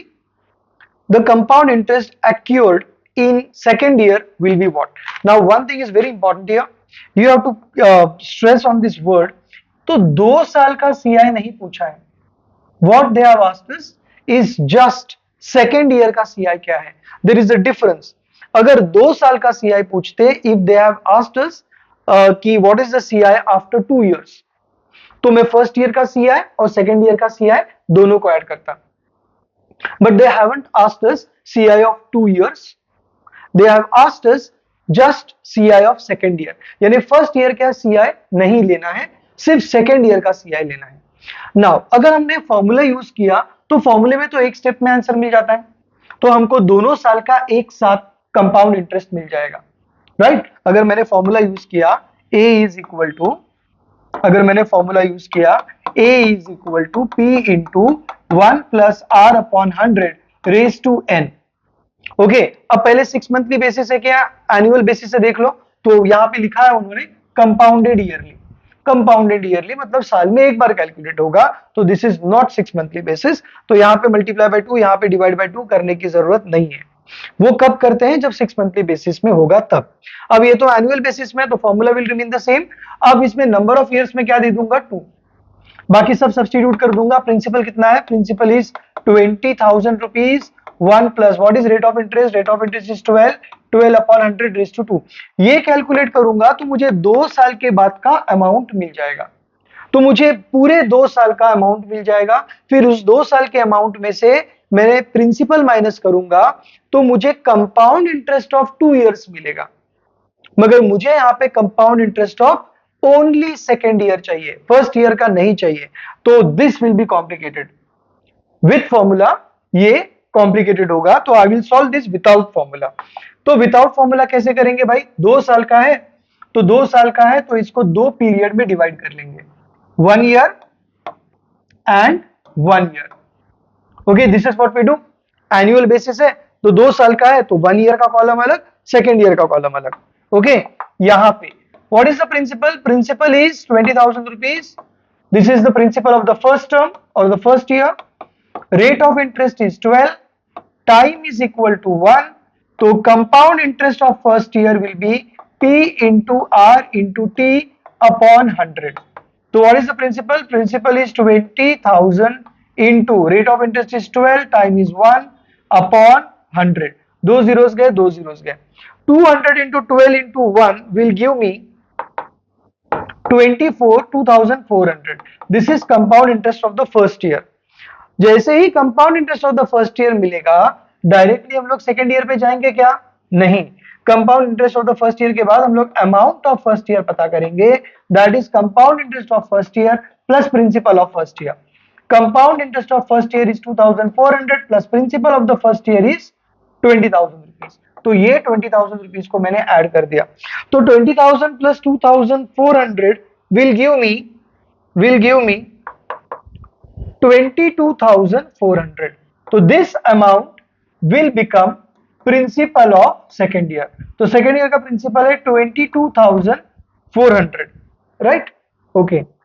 Now, what is rate? Rate is again 12. Time is same 1. तो compound interest of second year. This is compound interest of second year is equal to P2 यानी 22400. Rate is 12. Time is 1. Divide by 100. दो zeros गए, दो zero गए। 224 into 12, सो 224 into 12 मुझे मिलेगा 2688। This is compound interest of only second year. तो अगर मुझे 2 साल का कंपाउंड इंटरेस्ट पूछा होता तो मैं compound interest of first year plus compound interest of second year करता, सेम ऐसे ही जैसे लास्ट टाइम किया था। Compound interest of first term plus compound interest of second term, इन दोनों को ऐड किया 512.5 मिला। ओके, मगर यहां पर कंपाउंड इंटरेस्ट ऑफ फर्स्ट को compound interest of second year से ऐड नहीं करेंगे, क्योंकि उन्होंने क्वेश्चन में सिर्फ सेकेंड ईयर का कंपाउंड इंटरेस्ट पूछा है, 2 साल का नहीं पूछा है। तो this is the answer 2688। Now during the second year during the year 2022, the interest accrued at the rate of 5% is 1250। ठीक है, तो फर्स्ट ईयर में ले लेता हूं क्योंकि इसमें 2022 पूछा है और 2023 पूछा है, तो सक्सेसिव ईयर्स है। Successive years, remember the word successive years. अब सक्सेसिव ईयर्स में जब भी सक्सेसिव ईयर्स का सीआई दिया है या सक्सेसिव ईयर्स का अमाउंट दिया है, तो we use a formula. Okay, special formula जो हमने अभी यहाँ पे यूज किया है कहीं पर, कहां पे यूज किया था, ये सक्सेसिव ईयर्स का सीआई। तो CI of second year is equal to CI of first year plus R% of CI of first year. Okay, यही फॉर्मूला हम यहां पर यूज करेंगे। पेज नंबर 37 पे है ये फॉर्मूला। तो फर्स्ट ईयर का हमको इंटरेस्ट दिया है 1250, कंपाउंड इंटरेस्ट ही है 1250। सेकेंड ईयर का सेकेंड ईयर का कंपाउंड इंटरेस्ट हमको पूछा है, सेकेंड ईयर का कंपाउंड इंटरेस्ट हमको पूछा है। Rate of interest is given to us, rate of interest is 5%, principal is not given to us. अच्छा, इसको मैं प्रिंसिपल पता करके भी सॉल्व कर सकता हूं, उसी तरह से जिस तरह से मैंने फर्स्ट क्वेश्चन किया था। यहां पर भी हमें compound interest of first year दिया था, compound interest of second year पूछा था, तो मैंने पहले प्रिंसिपल पता किया, फिर प्रिंसिपल पता करने के बाद अमाउंट पता किया, फिर वो अमाउंट सेकेंड ईयर का प्रिंसिपल बन गया, फिर मैंने compound interest of second year पता किया। I can use the same approach और I can use directly this formula.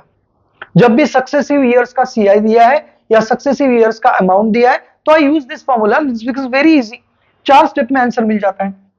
Okay, तो यहां पे मैं ले लूंगा compound interest of second year is equal to compound interest of first year या फर्स्ट टर्म, कुछ भी चलेगा, plus R% of compound interest of first term. तो compound interest of second term क्या है नहीं मालूम, compound interest of first term कितना है 1250, तो यहां पे ले लिया 1250 plus R%, R% is 5 upon 100 into compound interest of first term that is 1250। Okay, ये जीरो गया, ये जीरो गया। अब 5 1s are 5, 5 2s are 10, इसको अगर मैंने सॉल्व कर लिया, 5 1s are 5, 5 2s are 10, 125 को 2 से डिवाइड कर लिया तो मुझको मिलेगा ये 1250 एज इट इज है, plus 125 divide by 2 gives me 2 6s are 12, 2 2s are 4.5, 62.5, तो 1250 plus 62.5 gives me 1312.5. This is compound interest of the second term only. ये सिर्फ सेकेंड ईयर का कंपाउंड इंटरेस्ट है। अगर यहां पे पूछा होता what is the compound interest of the both the year, दोनों साल का कंपाउंड इंटरेस्ट अगर पूछा होता तो मैं compound interest of first year plus compound interest of second year इन दोनों को ऐड कर देता, मगर इन्होंने मुझे पूछा है सिर्फ compound interest of the second year बताओ, तो this is the compound interest of second year. Okay, next now. अच्छा, ये क्वेश्चन में भी सेम चीज यूज होगी, मगर इसमें कंपाउंड इंटरेस्ट हमने यूज किया। आई टोल्ड यू कि इसमें मैं अमाउंट का फॉर्मूला भी यूज कर सकता हूं, that is amount of second year is amount of first year plus R% of amount of first year. Okay, अच्छा, इस क्वेश्चन में कहीं पर भी ना, ये क्वेश्चन थोड़ा सा कंफ्यूजिंग है, उन्होंने बहुत शॉर्ट में दे दिया, उन्होंने कहीं पर भी अमाउंट वर्ड वगैरह यूज नहीं किया है। ओके, तो ये थोड़ा सा कॉम्प्लिकेटेड क्वेश्चन है, मगर पहले हम लोग इसको समझ लेते हैं ये है क्या। Rates of interest for 2 consecutive years are 10% and 12% respectively. The percentage increase during the 2 years, तो percentage increase in what?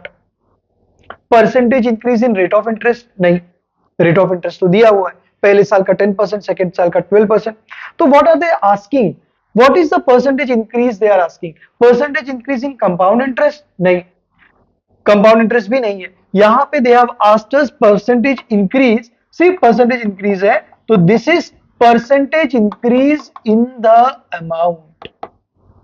Okay, तो what is the percentage increase in the amount?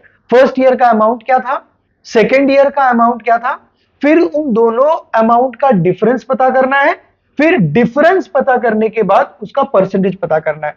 तो हम लोग कैसे करेंगे, amount of second year minus amount of first year, this is the increase in amount, divide by the original amount, original amount क्या है A1, okay, multiplied by 100, this will give me percentage increase in amount. Okay, this will give me percentage increase in amount. Okay, rates of interest of 2 consecutive years are 10% and 12%. The percentage increase during these 2 years is asked. अब यहां पर ये काफी confusing question है, यहां पर हमको ये नहीं पूछा है percentage increase in what, percentage increase in CI, okay, percentage increase in principle. अच्छा, प्रिंसिपल में कम परसेंटेज इंक्रीज होता है क्या, नॉर्मली तो नहीं पूछते। ओके, तो परसेंटेज इंक्रीज इन CI है या परसेंटेज इंक्रीज इन अमाउंट है, ये उन्होंने नहीं दिया है। They have only asked us कि परसेंटेज इंक्रीज क्या हुआ है इन 2 सालों में। ओके, तो the right answer here is we have to take percentage increase in amount. Okay, we don't have to take percentage increase in the CI. We have to take percentage increase in amount. Actually, they should have given this in the question. Question में ये दिया होना चाहिए था कि percentage increase in amount क्या है, क्योंकि पढ़कर हमको ये नहीं समझ में आ रहा है कि percentage increase in क्या पूछा है. अच्छा, percentage increase ये समझ में आ गया ना तुमको? What is percentage increase? For example, suppose किसी बंदे के सिंपल एग्जांपल ले लेते हैं, उसका वेट है 60 kg. ओके, उसका वेट इंक्रीज हो गया, उसका वेट इंक्रीज होके हो गया 80 kg. तो what is the percentage increase in weight? What is the percentage increase in weight? तो परसेंटेज इंक्रीज इन वेट क्या हो जाएगा? पहले मैं इंक्रीज इन वेट पता करूंगा. What is increase in weight? Divided by original weight. Divided by original weight. Original weight मतलब starting का वेट. ओके, स्टार्टिंग का वेट उसका क्या था? Multiply by 100. तो इंक्रीज इन वेट पहले 60 किलो का था, बाद में वो 80 किलो का हो गया. तो what is the increase in weight? 80 minus 60 divided by the original weight. Original weight तो ये है 60. 80 किलो तो बाद में हो गया, तो divided by original weight multiply by क्या? 100. तो ये कितना हो जाएगा? 20/60 मल्टीप्लाई बाय 100. ये जीरो गया, ये जीरो गया. फिर 2 3s are 6, तो ऊपर हो गया 10 into 10 is 100. 100 divide by 3. 100 divide by 3 यानी 35% के आसपास. Okay, somewhere around 35%. तो this is the percentage increase. अगर कर लिया हम तो 3s are 9. 9 एक बचा 3, 3s are 9 point 3 3s are 9, 33.33%, something like this. तो 33.33% is the increase in weight. तो यही हम लोग फॉलो करेंगे. यहां पर मुझे चाहिए increase in amount. Okay, percentage increase in amount. तो मुझे क्या क्या लगेगा? क्या क्या लगेगा मुझे? परसेंटेज इंक्रीज इन अमाउंट चाहिए, तो मुझे पहले लगेगा amount of the first year, उसके बाद मुझे लगेगा अमाउंट ऑफ सेकेंड ईयर. तो of course amount of second year बड़ा होगा, अमाउंट ऑफ फर्स्ट ईयर छोटा होगा. तो इंक्रीज इन अमाउंट कैसे पता करेंगे? Amount of second year minus amount of first year divided by the original amount. Original amount क्या है? A1 multiply by 100. ओके, तो this will give me percentage increase in amount. मगर हमको ये सब चीजें भी करने की जरूरत नहीं पड़ेगी, बहुत इजीली आंसर मिल जाता है. 2 स्टेप में इसका आंसर मिल जाएगा. ओके, तो हम लोग करेंगे कैसे? याद रखना, यहां पर हमको कॉन्जिक्यूटिव ईयर्स दिए हैं. तो कॉन्जिक्यूटिव ईयर्स मतलब आजू बाजू के ईयर्स. तो कॉन्जिक्यूटिव ईयर्स आते हैं तो अपने को पता है, we know one thing, compound interest of second year is compound interest of first year plus R% of compound interest of first year. We have used this formula earlier. Okay, पहले भी हमने यह फॉर्मूला यूज किया है. We will use same formula, same like this, but this time we will use amount. Amount of second year is amount of first year plus R% of amount of first year. Right? We have done this. In question number 1 भी हमने किया है. Question number 1 में हमने किया. उसके बाद हमने इसको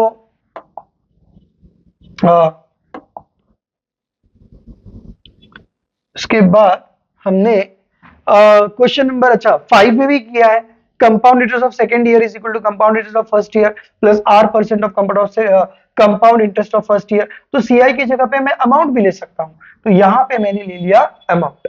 ओके, अब इसके लिए what I need is, first I need amount of first year, then I need to find out amount of first year. Second year, first year का भी अमाउंट मुझे नहीं मालूम है. Okay, I won't be needing this. तो पहले मैं amount of first year पता करूंगा. अच्छा, यहां पे प्रिंसिपल नहीं दिया है, तो there are two ways. Either you can assume principal to be 100 or you can assume principal to be X. तो what is the difference here? देखो, जब तुम assume करते हो ना principal is equal to 100, okay, 100 assume करते हो, तो finally you will have to use unitary method and you will have to compare and find out the original amount. मगर यहां पर मुझे original principal पूछा ही नहीं है. ओके, प्रिंसिपल, मुझे original principal, they haven't asked principal, original principal. यहां पे रेट ऑफ इंटरेस्ट दिया है और मुझे सिर्फ इंक्रीज इन अमाउंट पूछा है. तो इंक्रीज इन अमाउंट पूछा है तो आई डोंट नीड टू मतलब वो ओरिजिनल प्रिंसिपल या ओरिजिनल अमाउंट भी पता करने की जरूरत नहीं है, क्योंकि आंसर मुझे परसेंटेज में पूछा है। तो आंसर जब परसेंटेज में पूछा है और परसेंटेज मुझे दिया हुआ है रेट ऑफ इंटरेस्ट, तो मुझे फिर वो यूनिटरी मेथड सॉल्व करने की जरूरत नहीं है। इसमें अगर एक्स मेथड से करेंगे तो डिफिकल्ट हो जाएगा, थोड़ा सा डिफिकल्ट होगा, ज्यादा नहीं होगा। मगर अगर मुझे परसेंटेज ही दिया है और परसेंटेज ही पूछा है, ओके, क्वेश्चन में भी परसेंटेज दिया है और आंसर में भी परसेंटेज ही पूछा है या रेट ऑफ इंटरेस्ट पूछा होगा, तो मैं प्रिंसिपल को 100 एज्यूम करूंगा। It becomes very easy for us. तो let principal, original principal be 100। Okay, ऐसा कब यूज करता हूं मैं? जब मुझे आंसर भी परसेंटेज में पूछा है और दिया भी परसेंटेज ही है। ओके, तो let principal is equal to 100, but we can solve it using X as well. X से भी कर सकते हैं मगर लेंदी हो जाएगा। तो प्रिंसिपल इज 100, तो मैं फर्स्ट ईयर का सीआई पता करूंगा। सीआई ऑफ फर्स्ट ईयर क्या है? P into R into T divide by 100। Okay, what is principal? Principal is 100। Rate of interest क्या है? फर्स्ट ईयर का रेट ऑफ इंटरेस्ट है 10, तो आर की जगह पे आ गया 10। टाइम 1 ईयर लूंगा मैं, क्योंकि I am doing it without formula. First year का अलग, सेकेंड ईयर का अलग, विदाउट फॉर्मूला ही बेटर होगा इसमें। डिवाइड बाय 100, ये 100 गया, ये 100 गया, तो सीआई मुझे कितना मिला? CI of first year is 10। तो amount of first year is principal of first year plus CI of first year, right? तो प्रिंसिपल ऑफ फर्स्ट ईयर कितना लिया हमने? एज्यूम किया है हमने 100, that is not the real principal, मैंने assume किया है 100, तो वो प्रिंसिपल क्या है? 100 plus CI of first year is 10, तो ये हो जाएगा 110। This is amount of first year. अब अमाउंट ऑफ फर्स्ट ईयर निकालने के बाद इसी सेम तरीके से you can find out amount of second year as also. बराबर सेम टेक्निक यूज करके you can find out amount of second year. Amount of first year becomes principal of second year, तो second year का principal है 110। Rate कितना है? Second year का rate है 12, तो 12 टाइम इज अगेन 1 ईयर, तो CI of second year is equal to P R T upon 100, तो P is 110, R is 12, time is 1, divide by 100, ये 0 गया, ये 0 गया, 12 इंटू 11 अपॉन 10। ओके, तो 12 इंटू 11 मुझे मिलेगा, 12 12 are 144, 12 into 11, this is 12 and this is 12, 132, तो 132 divide by 10, 132 divide by 10 is nothing but 13.2. This is compound interest of second year. This is compound interest of second year. अब मैं amount पता करूंगा second year का amount, तो amount of second year is compound interest of second year plus principal of second year. Compound interest of second year is 13.2, principle of second year is 110, तो ये हो जाएगा 123.2। This is amount of second year 123.2। अब मुझे चाहिए percentage increase in amount, तो मैं क्या करूंगा? Amount 2 minus amount 1, this is increase in amount, divide by the original amount which is A1 multiplied by 100। Formula हमने पहले डिस्कस कर लिया था, इंक्रीज इन वेट रहेगा तो क्या करेंगे? तो जो वेट इंक्रीज हुआ है वो divide by original weight, original weight मतलब स्टार्टिंग का वेट, मल्टीप्लाई बाय 100। तो यहाँ पे स्टार्टिंग का amount, original amount is starting का अमाउंट विच इज, अच्छा okay, now A2 minus A1, what is amount of second year? 123.2 minus amount of first year कितना है? 110 divide by amount of the first year is 110 multiply by what? 100. This will give me percentage increase in amount. Okay, यहां पे थोड़ा सा mistake हुआ है। Okay, this is amount 2 minus amount 1 नहीं है। ओके, परसेंटेज इंक्रीज मतलब उसने जितना पैसा भरा था और 2 साल के बाद उसको जितना पैसा मिला, उन दोनों में डिफरेंस क्या है? ओके, तो बिफोर 2 इयर्स उसने कितना पैसा भरा था, उसको फर्स्ट ईयर का सीआई मिला, सेकेंड ईयर का सीआई मिला अकॉर्डिंग टू 12%, तो ये 10% और 12% ऐड होके उसको एक बड़ा अमाउंट मिला। तो what they are asking is कि फाइनली जो अमाउंट मिला है वो अमाउंट में और स्टार्टिंग में जो उसने पैसे डिपॉजिट किए हैं, तो स्टार्टिंग में जो उसने पैसे डिपॉजिट किए that is the principal. Okay, तो final amount minus original principal, ये डिफरेंस पूछा है। तो यहां पे दिस इज, ये अमाउंट वन नहीं आएगा, this is principal of the first year divided by the original amount. उसने किससे शुरू किया था? तो principal of the first year से शुरू किया था, दैट इज प्रिंसिपल। तो this is the formula which I will use. तो ये हो जाएगा, ये हो जाएगा amount of the second year, 2 साल बैंक में रखने के बाद उसको टोटल अमाउंट कितना मिला? 123.2, 123.2, this is the amount after 2 years। मगर उसने पैसे भरे कितने थे बैंक में? That was the original principal. तो प्रिंसिपल हमने कितना एज्यूम किया है? 100। तो ओरिजिनल प्रिंसिपल कितना उसने बैंक में डिपॉजिट किया था? 100। Okay, divided by the original amount. What is the original amount? 100। उसने 100 रुपए से ही शुरू किया था, मल्टीप्लाई बाय व्हाट? 100। ये 100 कैंसिल हो जाएगा। 123.2 minus 100 will give you 23.2%, right. इसमें मुझे यूनिटरी मेथड वगैरह यूज करने की जरूरत नहीं पड़ी। क्यों? क्योंकि आंसर भी परसेंटेज में ही पूछा है। तो आंसर अगर परसेंटेज में पूछा है और प्रिंसिपल अगर मुझे नहीं दिया है, तो I will assume principal to be 100। Standard 8 में हमने किए हैं ऐसे क्वेश्चंस। ओके, स्टैंडर्ड 8 में इंटरेस्ट में ऐसे क्वेश्चंस किए हैं कि जब प्रिंसिपल अननोन होता है तो मैं प्रिंसिपल या तो 100 एज्यूम करता हूं या तो x एज्यूम करता हूं। मगर आंसर भी अगर मुझे परसेंटेज में पूछा है तो मैं डेफिनेटली 100 एज्यूम करूंगा। ओके, तो मेरा कैलकुलेशन बहुत बच जाएगा। तो ये क्वेश्चन समझ में आया? ये क्वेश्चन ऐसा था कि स्टार्टिंग में तुमने कुछ पैसा भरा, okay, what ever money you deposited, the starting में तुमने कुछ पैसा भरा, 2 साल के बाद कंपाउंड इंटरेस्ट मिलने के बाद वो पैसा बढ़ जाएगा। तो 100 रुपया भरा, 100 रुपया भरने के बाद वो पैसा कितना हो गया? 123.2। This is the amount after 2 years। तो what is the percentage increase? What is the percentage increase? तो परसेंटेज इंक्रीज के लिए मैं पहले इंक्रीज पता करूंगा कि कितना बढ़ा है पैसा। तो 123.2 माइनस 100, 123.2 माइनस 100, ये पैसा इंक्रीज हुआ है, divided by original money. Original money कितना था? 100, multiply by 100 will give you percentage. तो दिस इज 23.2%।